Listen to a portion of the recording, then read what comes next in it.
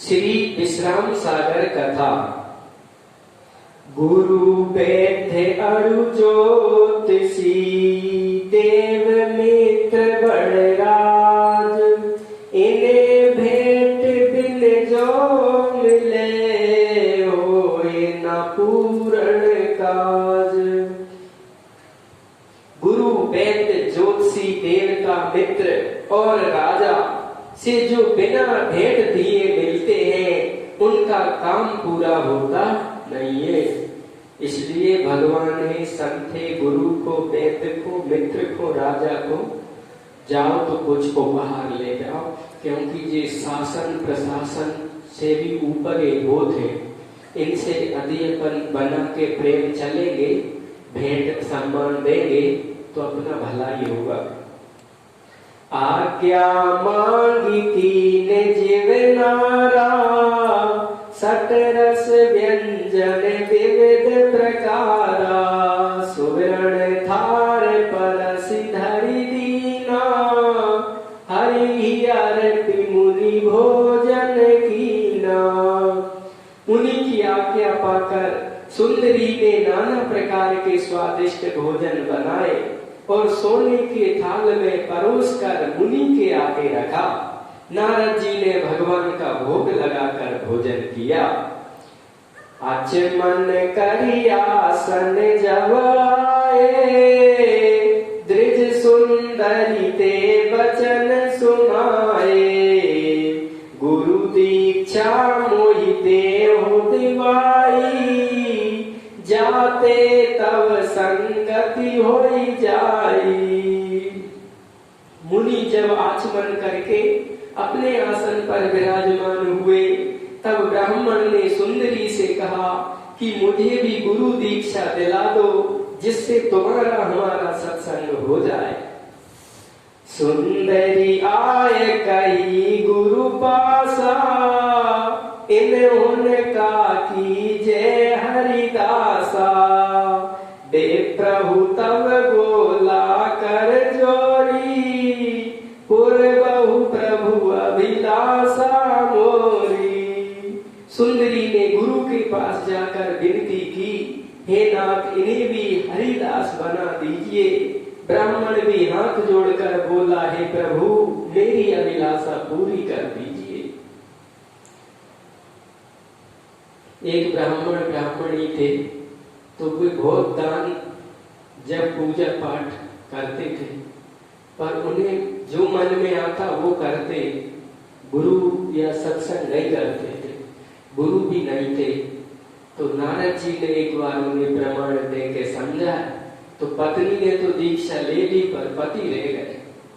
तो पत्नी ने कहा कि जो दीक्षाहीन है, सत्संग विहीन है, उसका पुण्य अधूरा है, मनमुखी से गति नहीं होती। राजा अज ने, राजा नरग ने बहुत गौएं दान करी, बहुत यज्ञ करे, बहुत पुण्य करे, पर राजा अज अजगर बने, राजा नरक गिरधोला बने। भागवत में राजा नरक की कथा आती है। तो क्यों बने? क्योंकि जब तक मार्गदर्शन विद्वान त्यागी तपस्वी संत के पास नहीं जाके बैठोगे, उनके वचन नहीं सुनोगे, उनकी सेवा नहीं करोगे, तब तक मनमुखे भजन से, मनमुखे दान से, मनमुखे धर्म से, मनमुखे जीवन से व्यक्ति का कल्याण होता नहीं है। क्योंकि मन, अहम, ये बड़ी सूक्ष्म चीजें हैं, इन्हें डांट पाना बिना सत्संग के संभव नहीं है। कबीरा मन गयंद है, अंकुश दे दे राख, विष की बेली छोड़ के अमृत का फल चाख। तो मन हाथी के जैसो है, उसको रोक पाना हर किसी के बस की नहीं है। उसे तो ज्ञान रूपी अंकुश लिए महावत चाहिए। तो आज गुरु नारद जी पधारे हैं, तो ब्राह्मण कह रहे, मोय भी मंत्र देओ, मोय भी सत्संग देओ, मोय भी वैष्णव बना देओ। दीक्षा लिए सरी मम काजू, ताते विनय कीन में आजू, कहे नारद द्विज जाऊं नाई, तब तुम का हरि नाम सुनाई। गुरु दीक्षा दीक्षा लेने पर भी मेरे कार्य सिद्ध होंगे, इसलिए मैंने आज आपसे विनती की। तब नारद जी ने कहा, हे द्विज, स्नान कर आओ, तब तुम्हें हरि मंत्र दूं। सुनी मुनि बचन विप्र हर्षाना, पुर तट सरिता है चलो नाना। मग एक पंडित ते भई भेटा, ठाण कीन ते गही कर भेटा। मुनि के वचन सुनकर ब्राह्मण हर्षित हुआ और वह गांव के निकट नदी पर स्नान करने चला। मार्ग में उसे एक पंडित मिले और उन्होंने हठात उसे रोक लिया। पूछा, कृष्ण दत्त तुम आजू, हर बर चलत कौन बड़ काजू। कृष्ण दत्त पंडित ते भाषा, गुरु दीक्षा की है अभिलाषा। उसने पूछा, हे कृष्ण दत्त, ऐसा कौन बड़ा काम है जो तुम इतनी शीघ्रता से करने जा रहे हो। कृष्ण दत्त ने कहा कि आज गुरु दीक्षा लेने की अभिलाषा है। तब पंडित बोले वचन, कृष्ण दत्त सुन लेऊ। यह मृत्यु पक्ष कुमार है, गुरु दीक्षा जन लेऊ। तब पंडित ने कहा, हे कृष्ण दत्त सुनो, यह कुमार का पितृपक्ष का समय है, इसमें गुरु दीक्षा मत लो। या में पिंड दान भल कीना, दीक्षा मंत्र न चाहिए लीना। कार्तिक शुक्ल पक्ष शुभ मासा, तब तुम ले यहु हरि के दासा। इसमें पिंड दान करना तो अच्छा होता है, पर गुरु दीक्षा इसमें नहीं लेना चाहिए। कार्तिक मास का शुक्ल पक्ष शुभ होता है, उसी समय तुम गुरु मंत्र लेना। दीक्षा में शुभ कार्य में बाधा आती। देखो, पंडित कृष्ण दत्त की पत्नी नहाने नहीं गई दोबारा, बोली महाराज मैं नहाने जेऊ तो कोई ना कोई विघ्न आ जाए, मुझे तो मंत्र देव, मैंने सुबह ही नहा लाओ। तो उसको मंत्र मिल गया। वो पंडित जी नहाने चले गए, सो दूसरे पंडित जी ने उन्हें दहला फसला दिया। बोले कार्तिक में लेना, पितृपक्ष है। सुनत बचन द्विज मन भ्रम छावा, तुरंत पलटी नारद पै आवा। कहे प्रभु कुंवर मास जब ती अवती जे, कार्तिक शुक्ल पूर्णिमा कीजे। पंडित के यह वचन सुनकर कृष्ण दत्त का चित्त भ्रम में पड़ गया और वह तुरंत ही नारद जी के पास लौट आया। उसने कहा, हे प्रभु, कुंवर का महीना बीत जाने दीजिए, कार्तिक शुक्ल पूर्णिमा को दीक्षा दीजिए। यह सुनी नारद के विधि पासा, विप्र रहे कार्तिक की आशा। ताकि अवधि ना पहुँचन पाई, बीच मह दून काल लियो खाई। यह सुनकर नारद जी ब्रह्मलोक को चले गए और ब्राह्मण कार्तिक महीने की प्रतीक्षा करने लगे, किंतु कुछ समय बाद उन दोनों की मृत्यु हो गई। पल पल पहाड़ की खबरी नहीं, धोया में का होए। आगे की आशा करत, काल हसे मुख मोए। पर्वत के समान एक पल की भी तो खबर नहीं है कि पल भर में क्या से क्या हो जाएगा। मनुष्य आगे की आस लगाता है, यह देखकर काल मुख मोड़कर हंसता है। काल करे सो हाल कर, हाल करे सो अब, पल में प्रलय होगी फिर करेगा कब। अच्छे काम में कभी जाने के लिए चाहिए, फिर कर ले, अब रेन दो, फिर कभी हो तो नहीं। इसलिए शुभ कार्य को तो काल करे सो हाल कर। और कोई गलत काम मन में आ रहा है, गलत विचार आ रहा है, शास्त्र और संतों के मत से विरुद्ध कोई बात दिमाग में आ रही, तो काल करे तो परसों करना, परसों करे तो नरसों, इतनी जल्दी क्या है, अभी पड़े हैं बरसों। ऐसा सोचना चाहिए।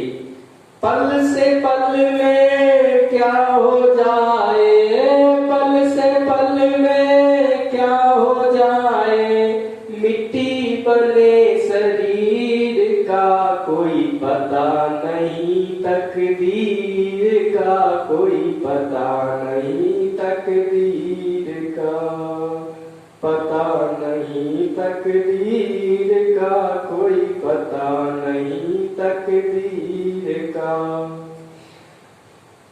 अस बिचारी जे चतुर नर, करत न लावे बार, जनहि जानी के ही घरी में, काल करे संहार।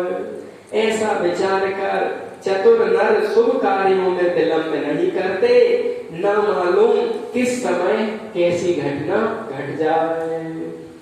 इति श्री विश्राम सागर सब मत आगर ग्रंथ उजागर, श्री रघुनाथ दास राम सनेही कृत कृष्ण दत्त कथा, वर्णनो चतुर्थो वर्णनो नाम चतुर्थोध्याय। 5वां अध्याय पुनः कृष्ण दत्त कथा। कहे सोनक मुनि कहो बखानी, तनु तज कहाँ गए दो प्राणी, कहा सूत सुंदरी ब्रज रानी, चढ़ी विमान हरि लोक पधारी। सोनक मुनि ने कहा, हे ऋषिवर, अब आगे की कथा तो सुनाओ कि वे दोनों प्राणियों का क्या हुआ, शरीर त्याग कर कहाँ गए। पत्नी भिक्षा लिए सत्संगी गुरुमुखी थी और पति मनमुखी थे, उनका क्या हुआ। सूत जी ने कहा, हे ब्राह्मण, ब्राह्मण की पत्नी सुंदरी तो विमान में बैठकर वैकुंठ को चली गई। बेप्र गयो यम के दरबारा, पाप पुण्य का भयो विचारा, यम ते चित्र गुप्त बखाना, इन बहु कीन पुण्य अनुदामा। यम के द्वार में ब्राह्मण ले जाए गए, वहां उनके पुण्य पाप का विचार हुआ। यम को चित्रगुप्त ने बताया कि इन्होंने बहुत दान पुण्य किए हैं। जब ते जाए देह इन धारी, उभय पाप कीने अति भारी, कहे यम कौन पाप सो कहिए, के ही अनुसार दंड यही चाहिए। जब से जाकर इन्होंने मनुष्य के शरीर पाया, इन्होंने 2 पाप किए हैं। यम ने कहा कि बताओ कौन से पाप किए, उसी के अनुसार इन्हें दंड भी मिलेगा। एक बार इन यज्ञ जुगीना, सब विप्रन कहे नोए तदीना, तहाँ एक हरिजन चलियावा, कृष्ण दत्त ते वचन सुनावा। एक बार इन्होंने यज्ञ किया था तो सब विप्रों को निमंत्रण दिया था, पर वहां पर एक हरि भक्त आया था। उसने कृष्ण दत्त से कहा, हमें क्षुदा बंत द्रिजराई, कछु भोजन मोहि देहो मंगाई, अस सुनी विप्र क्रोध कियो भारी, अनुचित वचन कहे दुई चारी। हे द्विज, मैं बहुत भूखा हूँ, मुझे भोजन मंगा दीजिए। यह सुनकर विप्र को बड़ा क्रोध आया और उन्होंने भूखे संत को 2-4 अनुचित वचन कह दिए। कृष्ण दत्त के लिए ऊपर हिसाब हो रहा, 2 पाप करे इनने और पूरे जीवन में धर्म अच्छे करे। क्या एक बार जो यज्ञ कर रहे थे, भूखा कोई साधु आ गया, उसने कहा मुझे भोजन दे दो, भिक्षा दे दो, तो इनने क्रोध किया। कि भगवान ने भोग नहीं लगो पूरो अवन पूरो भाव में वो बीच में भोजन मांग रहे, तो ये पाप में गिना गया। भागवत में माता देवहूति और कपिल मुनि की चर्चा है।